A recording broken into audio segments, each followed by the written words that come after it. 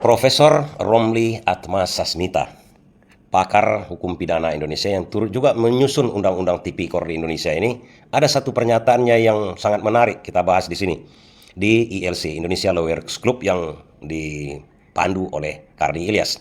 Satu pernyataan dia adalah begini, pernahkah atau saya selama ini tidak pernah mendengar Menteri Keuangan merilis kerugian negara atau hasil korupsi yang disita oleh negara. Kan tidak pernah diumumkan oleh Menteri Keuangan. Di sini bingung juga kita sebagai orang-orang sedikit mempunyai ilmu ekonomi dengan APBN negara ini. Saya masuk kepada APBN negara ini, pernyataan Romli ini dengan APBN negara ini. Memang selama ini tak pernah dirilis oleh Menteri Keuangan berapa hasil yang didapatkan dari pengungkapan kasus besar-besar di Indonesia ini. Kan hasilnya itu harusnya di-store ke negara. Dan sebenarnya seorang Menteri Keuangan melihat keadaan korupsi di Indonesia yang sedemikian besarnya dan kemungkinan pengungkapan kasusnya itu banyak ke depannya, seharusnya masuk dalam APBN. Baik, sekarang kita lihat dulu APBN itu apa?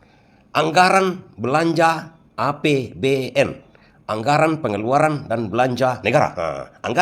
Anggaran itu apa maksudnya? Itu perencanaan, kawan-kawan. Jadi uang itu sebenarnya belum ada di titik nol 1 Januari. Anggaran itu dihitung dari mulai 1 Januari kan? 1 Januari terus berlanjut sampai Desember. Sebenarnya belum ada, kan disusun sebelum Januari, tahun sebelumnya. Direncanakanlah, masuknya dari sini akan kita keluarkan ke sini. Masuknya dari sini akan kita keluarkan di sini. Itu dalam bentuk rencana, kuncinya dalam bentuk rencana. Dan dalam rencana APBN tersebut tak ada masuk hasil uang perampasan korupsi. Nggak ada. Jadi kemana uang itu? Apakah memang masuk ke Departemen Kekas Negara namanya? Tapi yang dikhawatirkan oleh Profesor Romli ini, nggak ada rilisnya dari Menteri Keuangan. Karena kabur abu-abu jadinya kalau begitu kan, nggak dirilis. Apakah item-itemnya itu kok tidak masuk di situ? Apakah dari pemasukan yang lain-lain? Pemasukan lain-lain, kalau korupsinya sampai 193 triliun, cuma masuk bisa disita oleh negara misalnya 10 miliar. Akan aneh itu. Aneh itu. Pengungkapan kasus yang terlambat. Kemudian tidak menambah pemasukan negara, malahan membuat sibuk. Nah, itu yang dimaksudkan oleh Profesor Romli. Seharusnya Menteri Keuangan merilis berapa hasilnya yang didapatkan gara-gara mengungkapkan kasus korupsi dari KPK, polisi, kemudian kejaksaan. Seharusnya ada rilis tersendiri dari Menteri Keuangan. Kita sudah bisa merampas dari bajingan koruptor itu sebesar 300 triliun misalnya, karena korupsinya triliunan kan, sekarang ribuan triliun, diungkapkannya sekarang, kenapa tidak diungkapkan dari dulu? Kenapa dibiarkan? Kemudian setelah terungkap, kenapa tidak disita semuanya sampai 193 triliun? Kan begitu. Lagi-lagi saya melihat ini Anies Baswedan yang benar. Contoh di korupsi Pertamina ini, uang yang dirampas dari koruptor itu belum dirilis kejaksaan kan, cuma kerugian negara saja. Kerugian negara itu karena apa? Karena markup itu kan diterima oleh para pencoleng-pencoleng ini, yang 7 orang ini. Pertama, yang harus kita lihat di sini, benar ide dari Anies Baswedan dan ide dari bapak-bapak bangsa kita sebenarnya, undang-undang perampasan aset.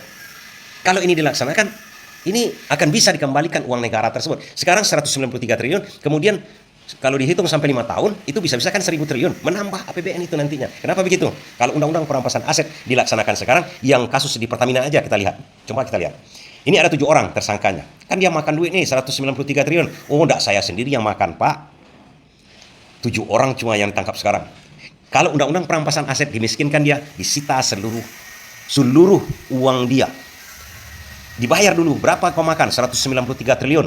Oh, bukan aku sendiri yang makannya. Ku bagi-bagi ke sana. Daftar yang dibagi-bagi dia itu. Kemudian harta dia berapa? Dirampas harta dia semuanya dulu. Belum mencukupi kan?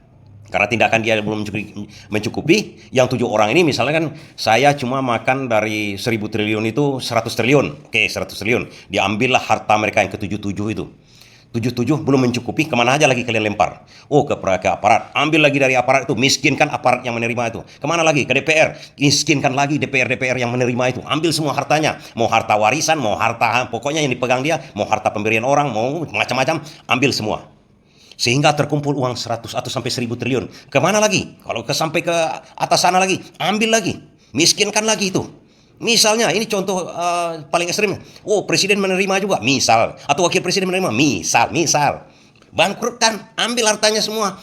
Kemarin misalnya presiden diberikan harta rumah negara, diambil juga itu, disita balik oleh negara karena dia sudah menerima ini triliunan-triliunan. Ini misal ya, jangan kawan-kawan jangan mempelintir-pelintir. Saya tidak mau dipelintir-pelintir karena saya sudah terpelintir-pelintir selama ini. Jadi terus siapa lagi? Terus semuanya dimiskinkan semua. Inilah gunanya ide Anies itu di perampasan aset itu. Jadi sekarang ini 193 triliun kan mengawang-awang. Kemudian tidak masuk ke Menteri Keuangan. Kan lucu kita ini. Ada uang dikorupsi 1.000 triliun. Kemudian udah dipaksa oleh jaksa. Ditersangkakan. Tapi uangnya nol masuk. Lucu kan? Jangan-jangan yang mentersangkakan sekarang sudah dapat dari kemarin-kemarin. Tapi sudah beralih jabatan. Pensiun misalnya. Pensiun.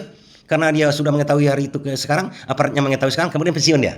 Kemarin terima setoran misalnya, dia tahu nanti ku kasuskan kalau sampai enggak dikasih setoran, pensiun dia ambil dari pensiun tuh, miskin kan habis-habisan dia, walaupun harta dari nenek moyang ambil dulu untuk negara, untuk menutup APBN ini, kan cocok. Seperti kata Prabowo, kita efisiensi, kita ambil juga dari sini, masukkan biar APBN kita ini enggak bengkak, supaya APBN kita mencukupi. Itu yang saya maksudkan. Itu yang menarik. Makanya undang-undang perampasan aset ini harus kita dorong untuk dilaksanakan sekarang. Dan juga Anies Baswedan sebenarnya harus kita dorong untuk maju 2029 paling tidak kan. Begitu saja omon-omon kita hari ini.